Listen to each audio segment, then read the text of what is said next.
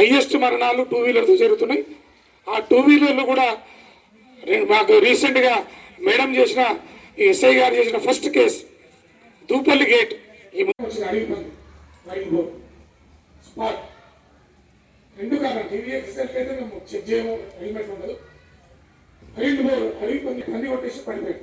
ఇటు చూసినాలు ఎక్కువ ఉంటాయి, ఛాన్సెస్ ఎక్కువ ఉంటాయి. నాకు జరిగిన సర్వేలు 24-25లో ఇప్పటివరకే మాకు 150 యాక్సిడెంట్లు ఎక్కున్నాయి.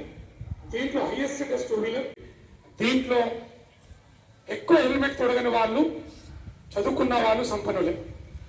1,00,000-1,50,000 బండి పెట్టి కొనుక్కొని 1000 రూపాయల నుంచి 2,000 రూపాయలు ఉంటుంది. ఇంకా 500 రూపీస్ కూడా హెల్మెట్స్ ఉన్నాయి.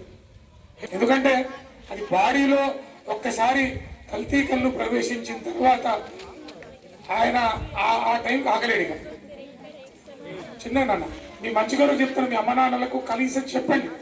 ఒక 25 to 30 మీటర్స్ డ్రాగ్ చేసుకుంటూ వెళ్ళిపోయింది ముంచుకొని.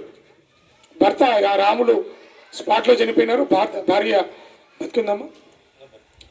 స్పైనల్ కార్డు, లెగ్ చాలా ఇక్కడ కూడా బోధనలో ఈ పెట్రోల్ బంక్స్లో మేము ఒక నినాదం తీసుకుపోతున్నాం, నో హెల్మెట్ నో పెట్రోల్ అని. అట్లా అందరితో, ఎందుకంటే యువకులు చదువుకున్న వాళ్ళే హెల్మెట్ అనేది తొడగకుండా అడిగితే మేము ఎక్కడికే పోతున్నాము, బజార్కి వచ్చినాము, పాలకు పండ్లకు వచ్చినామని చెప్పి అశ్రద్ధ చేస్తున్నారు. అందరికీ అతి వినయంగా విజ్ఞప్తి చేస్తున్నాము. దయచేసి మీరు 1,00,000 రూపాయలు పండుకొని ఒక 1000 రూపాయలకు వచ్చే హెల్మెట్ తొడగకపోవడం అశ్రద్ధ చేయడంతో ప్రాణాలు కోల్పోతున్నారు చాలామంది.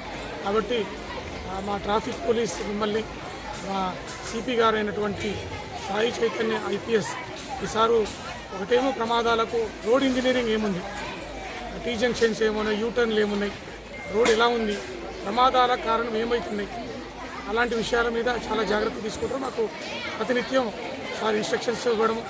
బ్లాక్ స్పాట్స్ ముఖ్యంగా మనకు ఈ జిల్లాలో ఈడ కూడా మొగదం టౌన్లో, ఎడపల్లిలో కొన్ని ప్రమాదాలు జరిగే ప్రాంతాలు ఉన్నాయి. అవి ప్రతి నెల మాకు రోడ్ సేఫ్టీ దగ్గర కలెక్టర్ గారు, సిపి గారు, అన్ని శాఖల అధికారులు దీంట్లో పాల్గొంటారు. ఇలా ప్రమాదాలు ఎలా జరిగినాయి, దానికి తీసుకోవాల్సిన జరగకుండా ఎలాంటి నివారణ చర్యలు తీసుకోవాలి అనేది ముఖ్యంగా చర్చ జరుగుతుంది.